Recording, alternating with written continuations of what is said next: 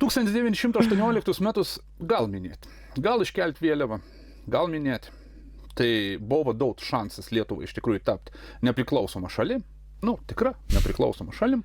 Ir šiandien, jeigu padėlioti, ar mes esam laisva ir nepriklausoma šalis, aš abejoju. Aš turiu teisę abejoti, ne? Jeigu mes gyvenam. Yra geras triukas, kur šitie durneliai visokie žaidžia su ta žodžiu nepriklausomas. Mes visi esam priklausomi nuo deguonės, pavyzdžiui.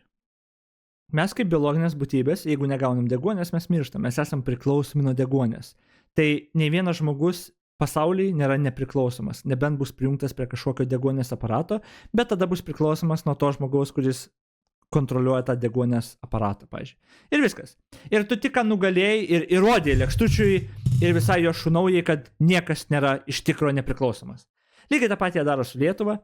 Aš dabar nepamenu jų tos visos argumentacijos, bet mes priklausom Europos Sąjungai. Mes ten priklausom nuo ten kitų žmonių vykdymo ten kokios finansinės politikos. Mes ten neturim savo kokios nors ten gamyklos, tai mes esam priklausomi ir nuo kitos šalies. Mes ten negaminam savo kažko X, pavyzdžiui, ten, o priklausom esam nuo tos šalies importo, pavyzdžiui, ten ir panašiai.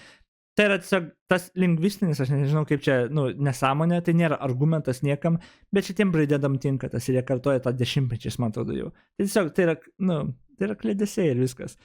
Iš tos pusės, niekas nėra iš tikro nepriklausomi ir panašiai nuo nieko, bet esmė yra ta, kad tu tada gali rinktis, su kuo tos sandorius sudarinėti ir panašiai. Tipo, tu gali rinktis, su kuo priklausyti, tipo, vienai tai organizacijai ir kažką, čia yra ta laisvė. Bet jiem ta žodis nepriklausomas, o jie randa tokius stupiausius argumentus, mes nesam nepriklausomi, tai reiškia nesam ir laisvi. Bet argumentas nėra tas, kad mes literaliai suverenai gyvenam, viską pasidarom patys, nieko niekad nepriklausom ir panašiai.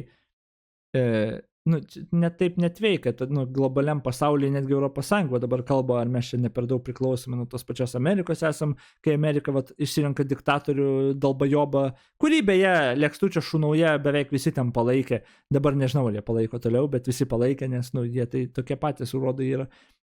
Bet tiesiog tai yra žodžių žaidimas ir panašiai, tai nėra rimta diskusija, nes tie žmonės nepajėgus turėti normalios rimtos diskusijos apie šitą temą.